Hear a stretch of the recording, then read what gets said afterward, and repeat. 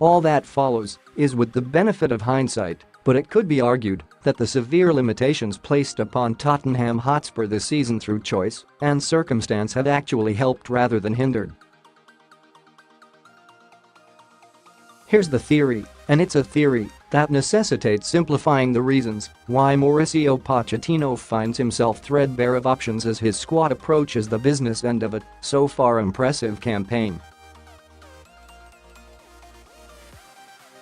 Let's simplify it solely to the protracted, costly, and substantially distracting stadium build.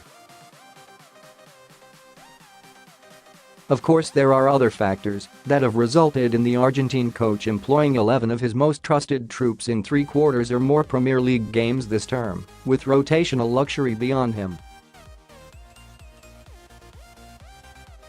Daniel Levy's infamous parsimony, or, if we're being kind, cautious conservatism, in the transfer market is right up there as a root cause, suggesting as it does that even without the new White Hart Lane draining the club's capital, Spurs would hardly have been spendthrift last summer, and this despite possessing a group of players just one or two shy of achieving potentially great things.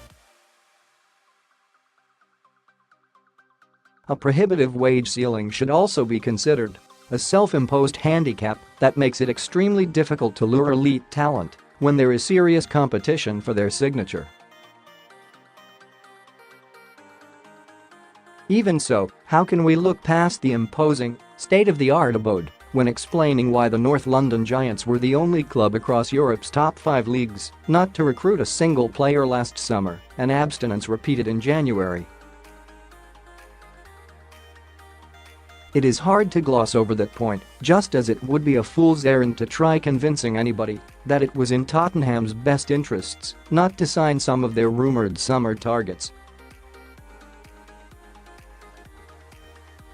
With no stadium demanding their every resource, some top talent could conceivably have joined Project Pochettino, and this would have given an already highly accomplished squad some much-needed strength and depth. With that greater number of options, would Spurs have endured such a horrendous injury record? Probably not, and furthermore we can all but dismiss the debilitating situation of players growing stale through overuse, something that we've seen this year on occasion, even when results have gone their way. There is no getting around that. There is no denying that the building of a stadium to further their cause in the future has genuinely hampered them in the present. And yet a counter-argument arises all the same, suggesting that it is precisely Tottenham's tethered restraints that has indirectly propelled them this far, to the overachieving zenith of still being viewed as title contenders with spring mere weeks away. Because what it has forced Pochettino to do is essentially revert to the old-school mindset of yesteryear, before football became a squad game, when a select nucleus of players competed all season long.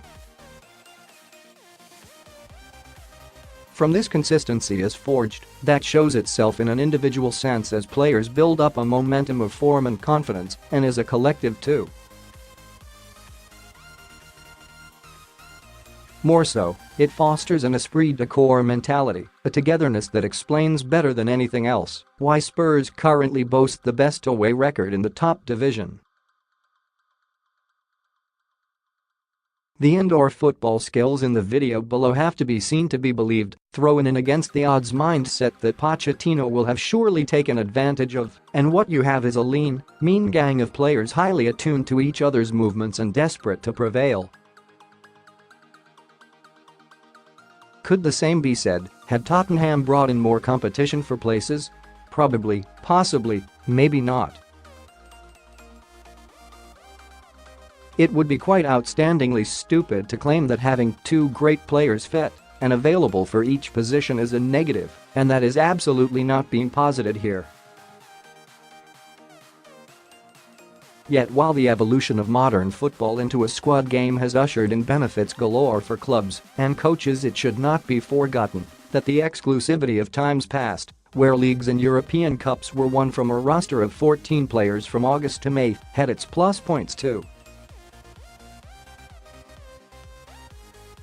Through necessity it may be, but the wily and pragmatic Pochettino has tapped into this clearly. And Spurs are reaping the rewards.